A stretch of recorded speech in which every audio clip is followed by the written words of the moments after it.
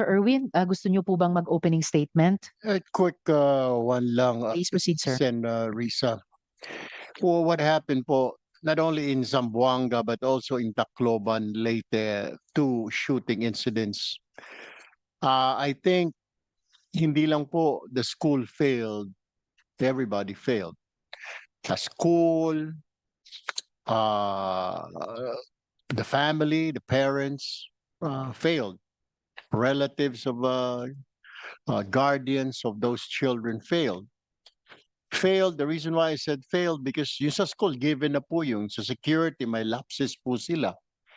As what I have heard, if I'm not mistaken, Sen. Risa, pag nakakotse daw, diretso sa hallway yung bata sa classroom.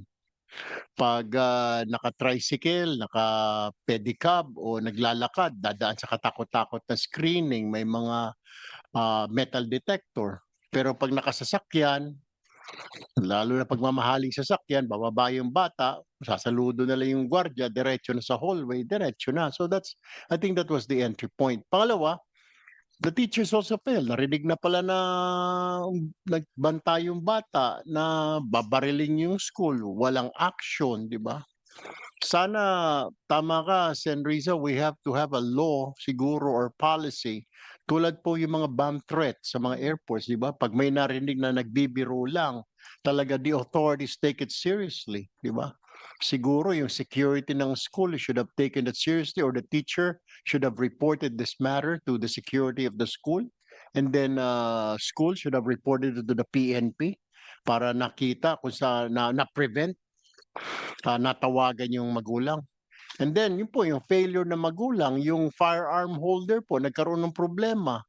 Siguro kaya I am filing a bill, Sen. Risa, na ika nga that gun owners, yung kanilang mga baril na nagamit ng minor for inflicting injury or cause of death, ay makakasuhan din.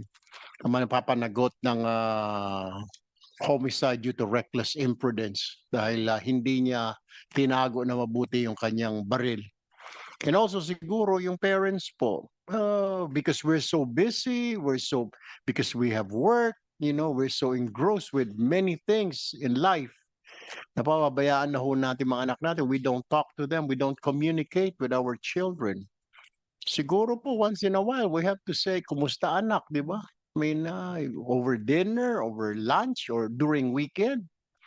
Just ask our child. This should be a lesson for everybody, for every parent attending here and listening to this hearing. Please talk to your children, talk to your child. Kung nag-iisa po yan, you think he's okay or she's okay, para malaman ho ninyo what's going on inside his or her mind. Malay mo, hindi po siya violente, pero deep down inside, he or she wants to end his or her life. There's so many instances, there's many things like that. The mga kabataan ngayon, they're so fragile. It is because napapabayaan po natin, we don't communicate with them because we're so busy. The dad is busy with work, the mom is busy with work or business, leaving the child to the yaya, to the katulong, or to somebody, to the grandma. We have to start acting now before it's too late. We have to start dealing with them, talking to them. Kahit once a week lang ho, how's school, anak? I do that to my child. I talk to them. How are you? How's school? Everything okay? Kahit na po nakikita ho ninyo na very accomplished po yung mga anak natin o mga apo natin, very accomplished sila sa school. It doesn't mean to say because they're accomplished in school, they're honor roll. Example po yan sa Zamboanga. Nasa honor siya, nasa sports siya, nasa athlete siya. How many stories have we read? Sports athletes, mga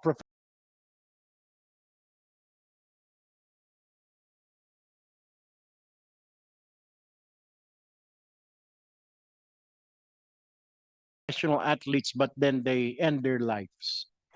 Actresses in Korea. Students here in the Philippines, mga dalaga, mga binata, di ba? They just when students, they just want to end their lives. There's something po eh. So we have to communicate. We have because people like this who are depressed, they have problems, hindi na po nila makayanan siguro yung problema. So they need somebody. Hindi lang kaso mo, Senrisa, wala pong kumakausap. Walang mother, walang father because the parents are busy. Ayaw nilang istorbohin, baka natatakot yung bata or the mom. Please, please, before it's too late, talk to your children, talk to your son, all of them. Kung yung isa malungkutin, talk to the child. Kung yung isa masiglahin, still talk to the child because we'll never know. Because that might be the last day. The last day that he or she leaves for school, that's the last day that you see him or her alive. So we all failed. Everybody failed. Yung sa Tacloban at saka sa Zamboanga. Thank you, Senrisa. Thank you very much, Senator Erwin. At bilang kapwa magulang mo at yung bunso ko rin ay nag-aaral pa, nakikiisa ako sa paalala mo at panawagan po ng komite sa lahat ng mga kapwa magulang. Gayong napaka-importanting factors nga po among several, itong mental health ng ating mga kabataan, yung parental engagement natin sa kanila. And yes, dahil ang mga pangyayaring ito ay naging collective failure, kaya yun din po yung pagsusumikap ng komite na after this hearing, this series of hearings, makabuo kami ng pinakamalakas na committee report posible tungkol, oo, sa mga legislative reforms, pero din mga konkretong rekomendasyon ng mga programa na bukod sa responsive kapag katapos na ng ganitong trahedya, preventive talaga on the different fronts na na-identify natin so far ay pumapasok sa ganitong mga insidente. So muli salamat po, Senator Erwin. And dagdag po dyan, maghahain din po ng panukalang batas tungkol sa Child Safety Against Violence Act na may direktang pananagutan ang adult na may-ari ng baril. Then at this point, just a follow-up question at kay Colonel Fortaleza. Sir, you're still online. Ano po?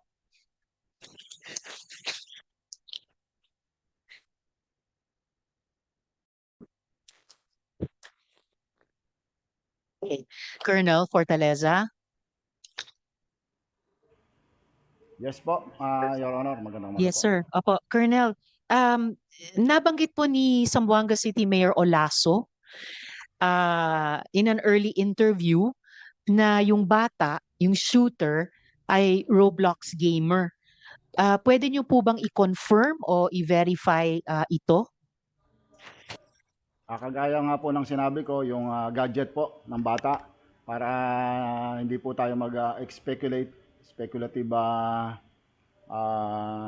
reports ay on process pa po ng forensic po ng ating anti-cybercrime group, PNP anti-cybercrime group po. Alright, Pero salamat sa po, mga Colonel. Yes, interview, please proceed. kung meron pong lumalabas sa mga interview, nag-conduct na rin po tayo ng mga initial interview po sa mga persons na involved po, katulad po ng immediate family, sa school po, and kino-consolidate po natin yan at as soon as possible po, baka magkaroon po tayo ng conclusion o recommendation po para sa game na apps o Roblox po, at yan po ay talagang inimbestigahan po natin.